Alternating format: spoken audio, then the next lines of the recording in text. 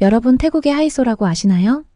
바로 태국의 상류층 중에 상류층이라고 말씀드릴 수 있는데요. 하이소의 여성 중 한 명이 중국을 여행하다 충격적인 장면을 목격합니다. 그녀는 몇 년 전에 한국을 여행하다 한국의 깔끔한 거리, 한국인들의 수준 이상의 국민의식에 대한 인상이 너무도 좋아 중국과 비교되는 장면에 충격을 금치 못하는데요. 과연 그녀에게 무슨 일이 있었던 걸까요?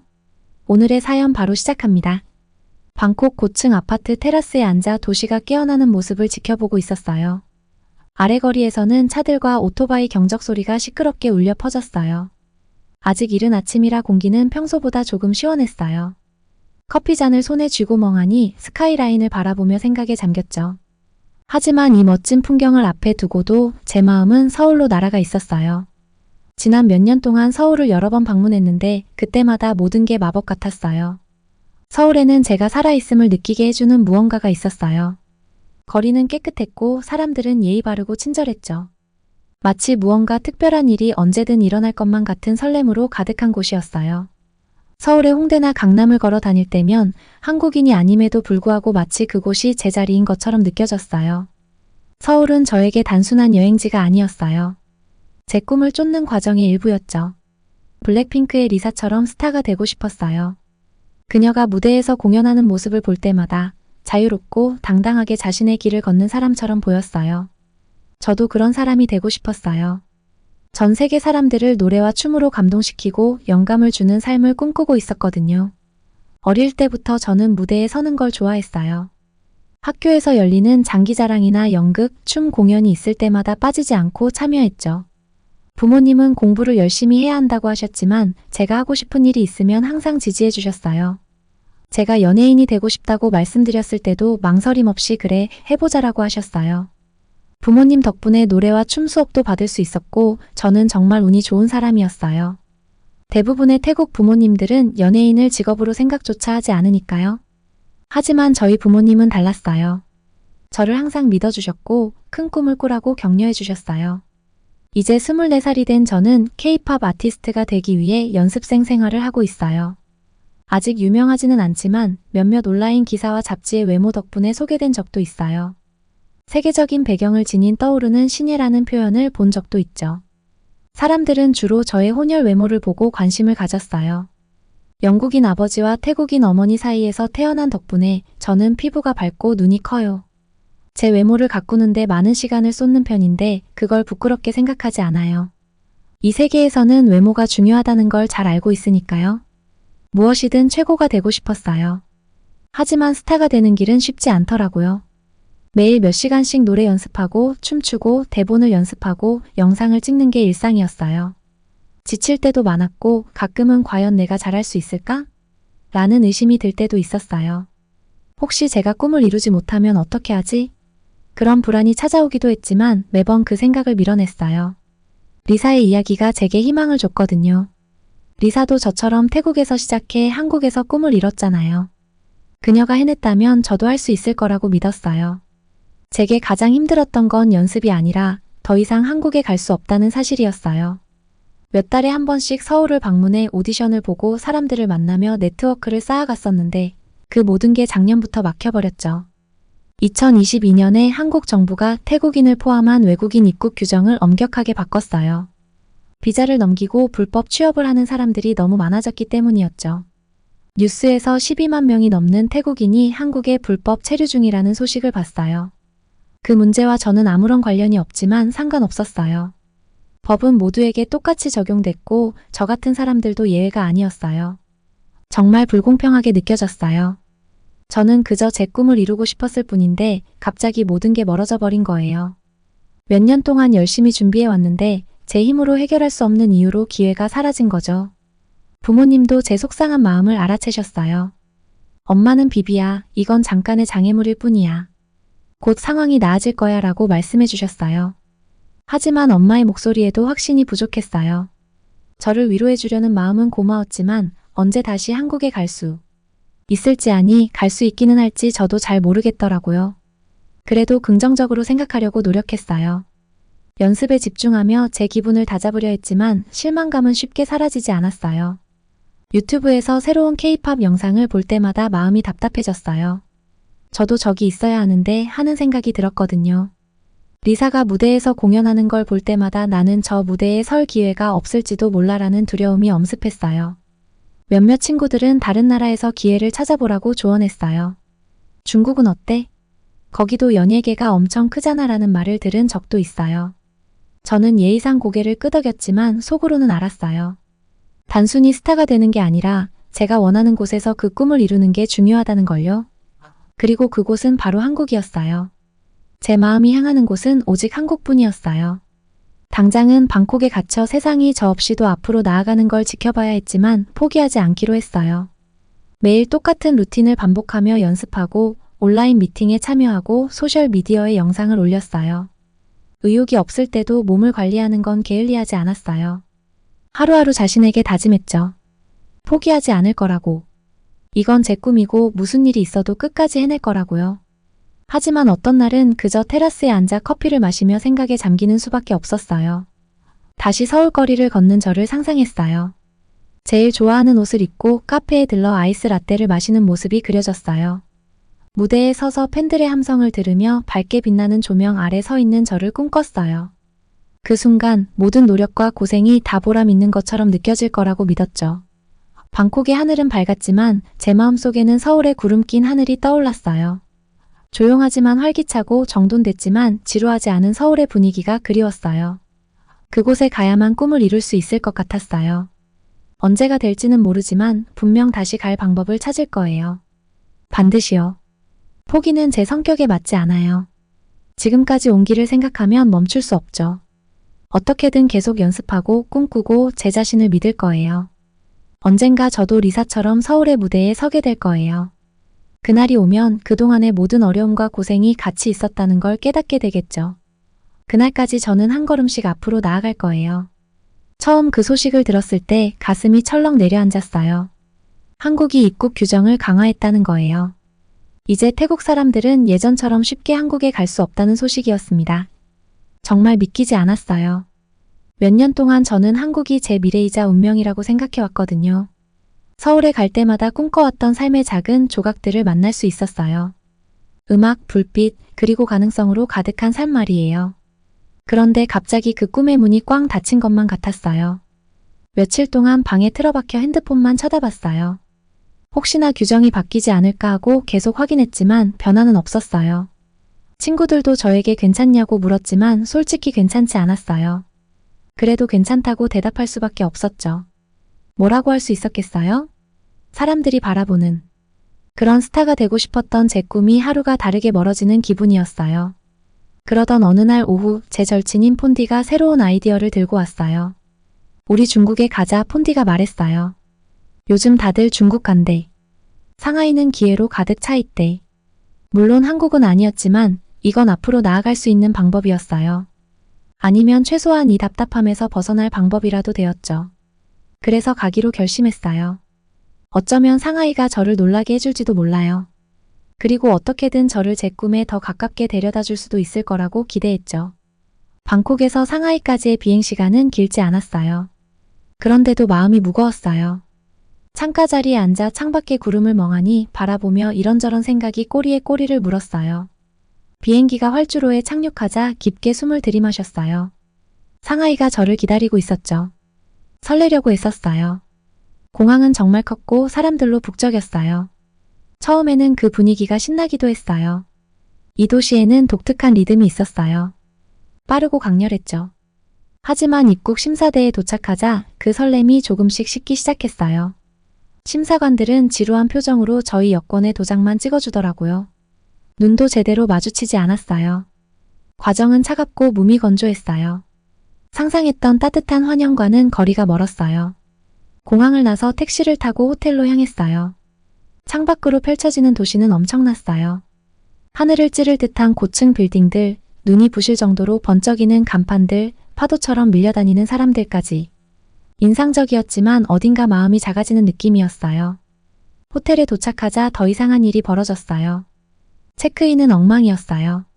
직원들은 말이 너무 빨라서 알아듣기도 힘들었고 저와 폰디가 예약을 설명하려고 하는데도 제대로 들어주지 않더라고요.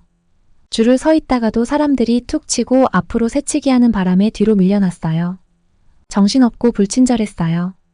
서울에서 겪었던 깔끔하고 친절한 체크인과는 너무 달랐죠. 간신히 방에 들어와서 창가에 섰어요. 도시의 불빛을 바라보며 새로운 곳에서의 설렘을 느껴보려 했지만 왠지 외톨이가 된 기분만 들었어요. 네온사인들이 밤하늘을 환하게 밝히고 있었지만 그 불빛마저 너무 애써 빛나려는 것 같았어요. 다음날 아침 저희는 상하이 구경에 나섰어요. 상하이만의 매력이 분명히 있었어요. 하지만 모든 것이 낯설고 익숙하지 않아서 제대로 즐길 수가 없었어요. 길거리는 소음으로 가득했어요. 자동차 경적 소리와 핸드폰으로 크게 통화하는 사람들의 목소리도 끊이질 않았죠. 지하철에서는 사람들이 아무렇지도 않게 밀고 지나갔어요. 저는 손잡이를 꽉 붙잡고 있었지만 낯선 사람들 사이에 끼어 답답했어요. 음식도 낯설기만 했어요. 한국 음식을 먹고 싶어서 근처의 한식당들을 찾아가 봤지만 기대했던 맛과는 거리가 멀었어요. 김치는 너무 쉬었고 밥은 지나치게 끈적했죠. 직원들도 그저 의무적으로 음식을 내어줄 뿐이었어요. 서울에서 느꼈던 따뜻한 한국 음식의 맛이 그리웠어요. 점점 서울의 작은 것들이 그리워졌어요. 지나가던 사람들이 건네는 작은 미소, 깨끗하게 정돈된 거리, 서로를 배려하며 조용히 예의를 지키는 모습들. 상하이도 분명 멋진 곳이었지만 그곳엔 제가 사랑했던 질서와 따뜻함이 없었어요. 누군가의 옷을 입어본 느낌이었어요. 맞긴 맞는데 왠지 어색한 그런 느낌이요. 어느 날은 조용한 시간을 기대하며 공원을 찾았어요. 나무들이 길을 따라 줄지어 서 있고 잎사귀들이 부드럽게 흔들리고 있었어요. 잠깐 동안은 한국의 공원이 생각나기도 했어요. 하지만 그곳에서도 소음은 따라다녔어요. 사람들이 삼삼오오 모여 큰 소리로 떠들거나 이어폰도 없이 휴대폰으로 음악을 틀어놨어요. 저는 꽃들이 피어있는 길에 집중해 보려 했지만 그 낯선 소음 속에서 저도 어딘가에 섞이지 못한 느낌을 지울 수 없었어요. 저녁에는 시장과 고급 쇼핑몰을 돌아다니며 더 많은 곳을 구경했어요. 상하이는 대조적인 매력을 가진 곳이었어요. 전통과 현대, 부유함과 가난함이 한데 얽혀 있었죠. 이 도시의 매력을 느낄 수는 있었지만 집처럼 편안하지는 않았어요. 여전히 한국과는 다르게 느껴졌어요. 여행 마지막 밤 저는 고층 빌딩 옥상에 서서 상하이의 스카이라인을 바라봤어요. 도시의 불빛들이 별처럼 반짝이고 강물에 비쳐 반사되고 있었어요. 정말 아름다웠지만 그 풍경이 저에게는 마치 벽에 걸린 그림 같았어요. 아름답긴 해도 닿을 수 없는 그저 바라보기만 하는 그런 그림이요. 그 순간 문득 깨달았어요. 장소의 문제가 아니었어요. 제가 진짜로 그리워했던 건 서울 그 자체가 아니라 거기서 느꼈던 감정이었어요. 제가 올바른 길 위에 서 있다는 느낌, 제가 속할 곳이 있다는 확신이요. 상하이는 분명 멋진 곳이었지만 제 꿈이 있는 곳은 아니었어요. 다음날 아침 저희는 짐을 싸서 공항으로 향했어요. 비행기가 이륙할 때 창밖으로 도시가 작아지는 걸 지켜봤어요.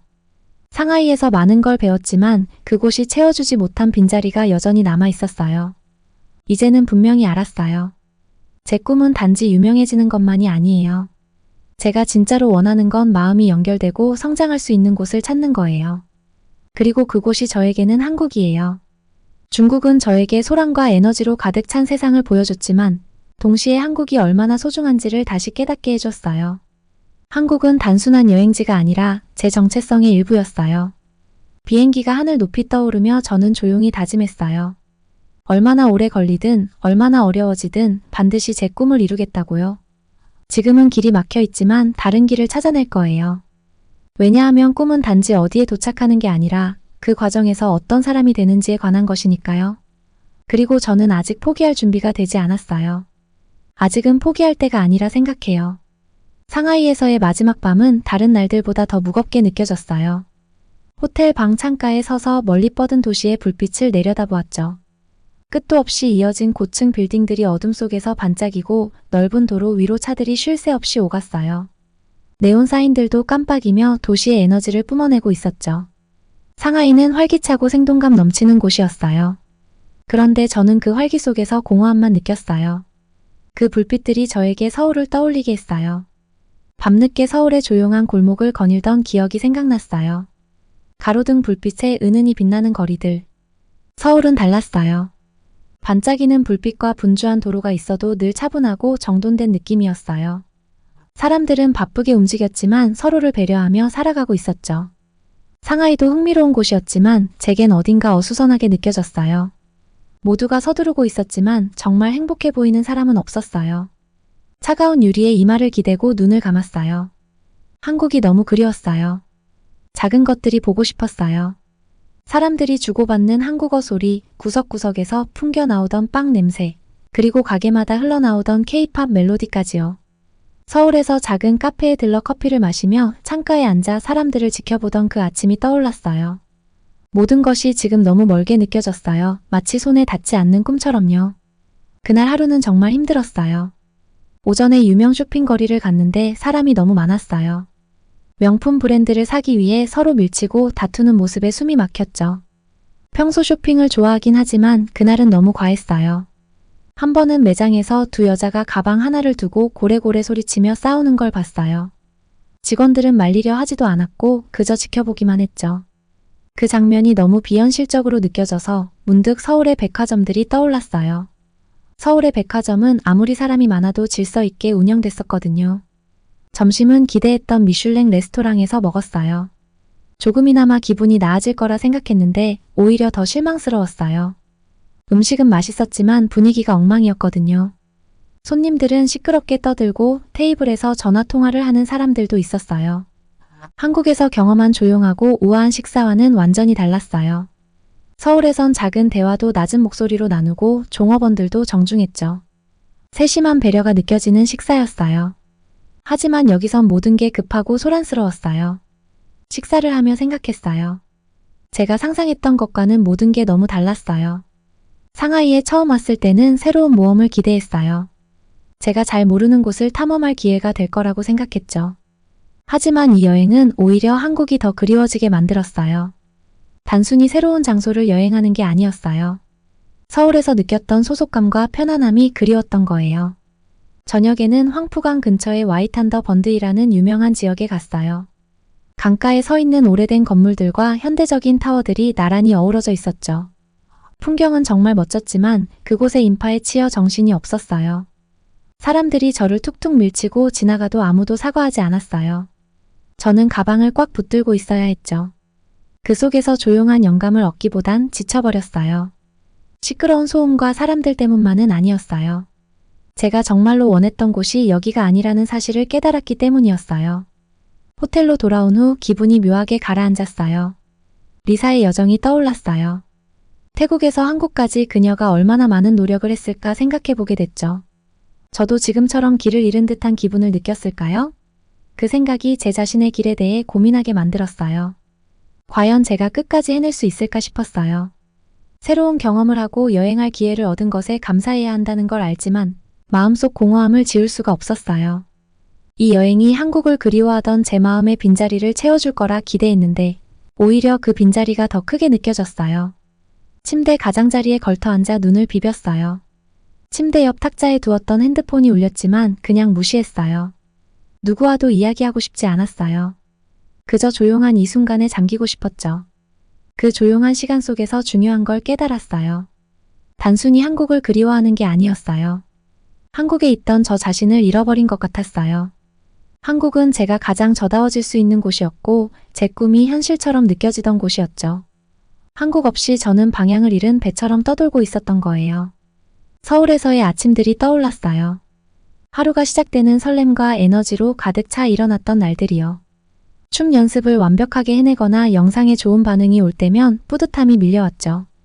힘든 날도 많았지만 제 목표에 한 걸음 더 가까워진다는 걸 알았어요. 하지만 지금 이곳에서 저는 제자리 걸음만 하고 있는 기분이었어요. 그래도 포기할 순 없었어요. 여기까지 오느라 얼마나 많은 걸 이겨냈는데 이대로 멈출 수는 없죠. 당장 한국에 갈 수 없더라도 계속 나아갈 방법을 찾아야 했어요. 더 열심히 연습하고 더 좋은 영상을 만들고 제 실력을 쌓아야겠다고 다짐했어요. 언젠가는 다시 한국에 갈 수 있을 거고 그때를 위해 준비돼 있어야 하니까요. 침대에서 일어나 창가로 걸어가 마지막으로 도시를 내려다봤어요. 여전히 불빛은 반짝이고 거리에는 사람들로 북적였지만 이제 그 모습이 더는 두렵게 느껴지지 않았어요. 각 도시는 저마다의 리듬과 방식이 있는 거겠죠. 상하이의 리듬은 제 것이 아니었지만 그렇다고 제가 길을 잃은 건 아니에요. 그저 제가 가야 할 곳을 향해 아직 가는 중일 뿐이죠. 깊이 숨을 들이마시고 혼자 미소를 지었어요. 바깥은 어둡지만 그 어둠이 더는 무겁게 느껴지지 않았어요. 오히려 새로운 시작을 앞둔 밤처럼 느껴졌죠. 계획대로 되지 않을 때도 언제나 다시 시작할 기회가 찾아온다는 걸 기억해야겠어요. 그저 인내심을 갖고 제 자신을 믿으면 되는 거예요. 아직 서울에 있진 않지만 언젠가는 반드시 도착할 거예요. 한 걸음씩 천천히 계속 나아갈 거예요. 방콕에 돌아오니 일상은 예전처럼 흘러갔어요. 익숙한 거리, 마음을 편안하게 해주는 음식, 언제나처럼 따뜻한 날씨까지. 하지만 저 자신은 어딘가 변해 있었어요. 상하이 여행은 저에게 답을 주기보단 더 많은 질문을 남겼거든요. 뭔가 확신을 얻을 거라고 생각했는데 오히려 더 혼란스러워진 거예요. 시간은 흘러갔고 창밖에서 들리는 방콕의 교통 소음처럼 하루하루가 무심히 지나갔어요. 가족들과 밥을 먹고 SNS를 훑어보고 친구들과 만나는 일상을 반복했지만 제 마음은 그곳에 없었어요. 눈을 감기만 하면 서울의 화려한 거리가 떠오르고 목적을 가지고 걸어가던 사람들의 얼굴이 생각났어요. 한강 위로 반짝이던 불빛들까지요. 그 기억들이 마치 속삭이듯 저를 부르는 것 같았어요. 여기가 네가 있어야 할 곳이야. 상하이에서 배운 것들을 계속 떠올렸어요. 아무리 멋지고 큰 곳이라 해도 제 마음속의 빈자리를 채울 순 없다는 걸 깨달았어요. 제 꿈은 단순히 유명해지는 게 아니었어요. 연결되고 속할 수 있는 곳을 찾는 것, 그리고 의미 있는 무언가의 일부가 되는 거였죠. 한국은 저에게 잠시나마 그런 느낌을 준 곳이었어요. 그래서 어떻게든 그 꿈을 다시 붙잡아야 한다는 걸 알았어요. 어느 조용한 오후 책상에 앉아 노트북을 켰어요. 빈 문서가 화면에 떠 있었지만 무슨 글을 써야 할지 감이 안 잡혔어요.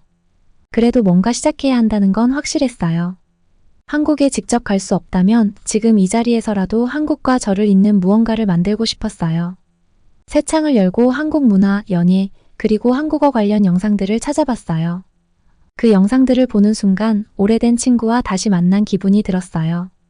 많은 사람들이 한국에서의 경험을 나누고 한국을 방문하고 싶어 하는 사람들에게 조언을 해주더라고요. 그때 생각이 딱 들었어요. 나도 할 수 있겠다. 기회가 저절로 찾아오길 기다릴 필요는 없었어요. 제가 직접 만들면 되니까요. 지금 당장 한국에 있을 순 없지만 제자리에서 한국과 연결되는 다리를 놓을 수 있을 거라 생각했어요. 제가 배운 것들을 나누면서 다른 사람들에게 도움이 되고 동시에 저 자신에게도 힘이 될 수 있지 않을까요? 며칠 동안 그 아이디어가 제 머릿속에서 커져갔어요. 한국 문화, 패션, 음악에 관한 콘텐츠를 만들고 싶었어요. 하지만 단순한 콘텐츠가 아니라 진심을 담은 이야기를 하고 싶었어요. 제가 직접 경험하고 배운 것들을 솔직하게 나누고 싶었죠. 유명인도 전문가도 아니었지만 한국을 사랑하고 동경하는 사람으로서 제 여정을 나눌 수 있다고 생각했어요. 처음엔 쉽지 않았어요.